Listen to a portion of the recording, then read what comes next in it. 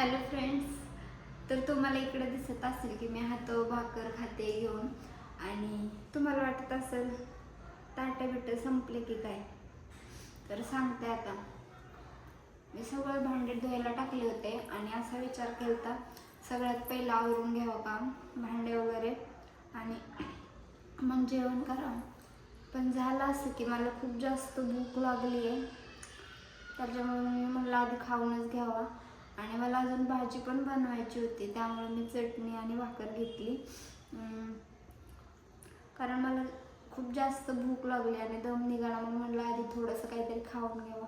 आणि मी पूर्ण भांडे धुवायला टाकलेत, त्याच्यामुळे त्यापेक्षा म्हटलं मग हात घेऊन पण खाऊ शकतो आपण, टोपल्यात नसतात खात म्हणून.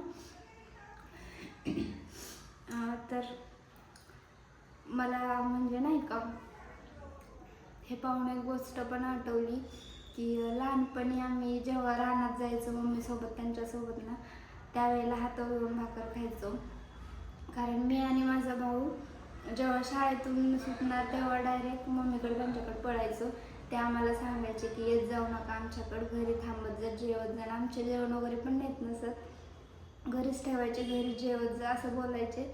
आणि आम्ही काय ऐकत नसत, असं वाटायचं रानात मज्जा असते जाऊ, त्याच्यामुळं रानात पळायचं लगेच आणि तिथं जाऊन असं जेवायचं, मस्त लय मज्जा यायची.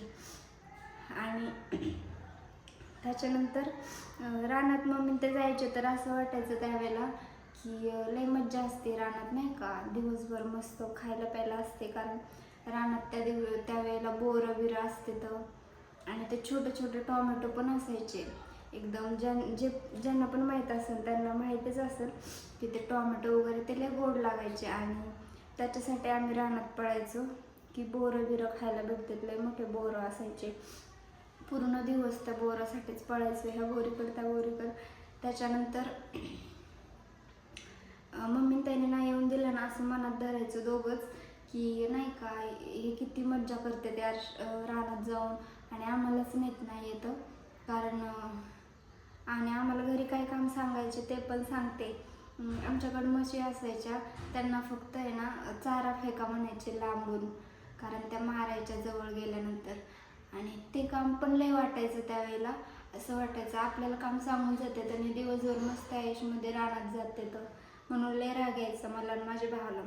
आम्ही दोघं सगळ्यात लहान असायचो आणि आमचे कामच असे होते की काम कमी आणि वाढवायचं जास्त, काम कमी करायचं. पण त्याच्यामुळं काय ते बोलत नसत कधी की चला म्हणून, आम्हालाच बळच मागं लागावं लागायचं.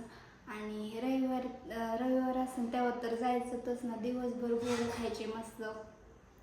आणि आमचं रान म्हणजे रानात घर असल्यामुळे दुकान वगैरे पण जास्त जवळ नसायचं. गावात वगैरे गेलं, पप्पा गेले तर खायला आणायचे वगैरे मस्त. आणि तसं त्या रानात जायचं म्हणलं ना आमच्या तिथं जायचंच, कारण टांगा म्हणजेच बैलगाडी मध्ये बसून जायचे सगळे, जे पण बायका नेलेल्या रगणे वगैरे असं त्यांना, आणि सगळं जायचे. लय मज्जा वाटायची त्याच्यात बसायची मस्त. आणि त्यातल्या त्यात असं पण त्या शेतात जायचं म्हणलं तिकडे दुकान वगैरे लागायचे भरपूर दिवसभर, तिथं जवळ दुकान असायचं, त्याच्यामुळे मज्जा वाटायची. सारखं दुकानात पळायचं, बोरं खा, हे खा, ते खा, सारखं म्हणजे लय मज्जा वाटायची. आणि जर असं अचानक गेलो ना तर मग आम्ही दोघं पण असं हात घेऊन भाकरी खायचो. आणि ताट असलं ना तरी पण असंच खायचो. का माहिती आहे का, मम्मी मागं त्यांच्या मागं फिरायचं, ते पुढं काहीतरी काम करत असणार आणि आम्ही असं भाकरी घेणार आणि त्यांच्या मागं फिरायचं दोघं पण खात, नाहीतर दोघंच फिरायचो.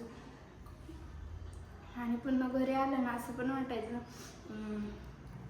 दिवसभर किती छान. आणि दुसऱ्या दिवशी तर अजिबात शाळेत जाऊ वाटत नसतं, कारण वाटायचं कशाला जायचं यार शाळेत, हे किती छान मस्त रानात राहतात, तर तेच करायचं आपण पण, काय करायचं शाळेत जाऊन, असं विचार पण करायचं.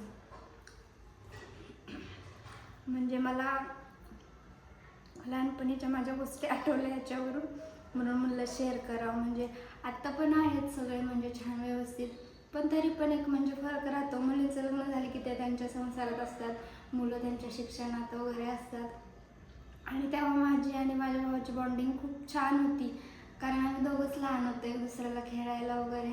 आणि आत्ता पण खूप छान आहे, तसं नाही काय, पण तरी पण असते ना लहानपण खूप छान, म्हणजे बालपणीतल्या आठवणी काही तसंच